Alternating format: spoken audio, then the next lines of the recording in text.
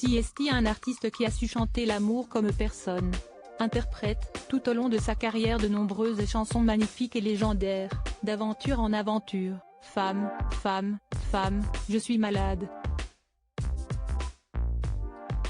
Serge Lama est en effet l'un des chanteurs dont les mots et les mélodies ont réussi depuis 60 ans à toucher le public en plein cœur. Il faut dire que le chanteur sait de quoi il parle. Éternel amoureux, il a vécu de grandes histoires et des expériences plutôt originales, comme il l'a confié à nos confrères de Téléstar. Mais j'ai eu de la chance au cours de ma vie sexuelle et amoureuse. Suzanne Gabriello, qui a été la maîtresse de Brel, m'a appris les choses du sexe. Il a d'ailleurs écrit « Ne me quitte pas pour elle », a-t-il notamment raconté. Une première expérience qui l'a marqué, mais sans doute moins que l'une de ses grandes histoires d'amour, qui s'est finalement terminée tragiquement. Liliane, Michel. Et la merveilleuse lue à l'époque, au début des années 60, le chanteur est en pleine ascension, mais ne plaît pas forcément aux femmes.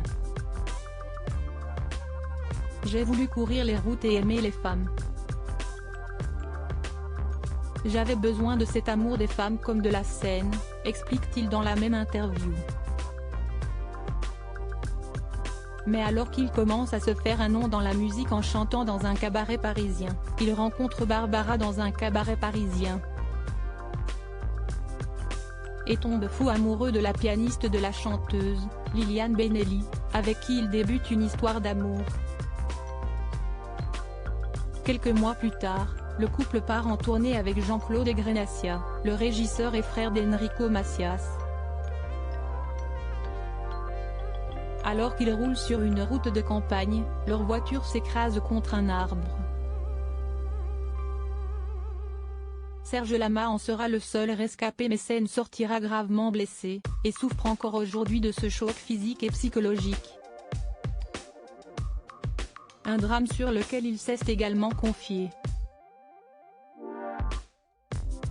Perdre Liliane Benelli, morte lors de notre accident de voiture en 1965, a été pour moi un drame épouvantable. Elle était la pianiste de Barbara et une fille extraordinaire, s'est-il souvenu. Puis il y a eu Michel, se souvient-il. Michel, sa femme durant plus de 20 ans, décédée en 2016 alors qu'il était séparé mais jamais divorcé. Une situation qui n'a pas toujours été idéale, le chanteur le sait, on avait établi avec Michel un modus vivendi. Je regrette de l'avoir rendu triste. Mais aujourd'hui, dans sa vie, se trouve la merveilleuse Luana Santonino, avec qui il vit une belle histoire depuis plus de 10 ans et qu'il a finalement épousée en février 2021.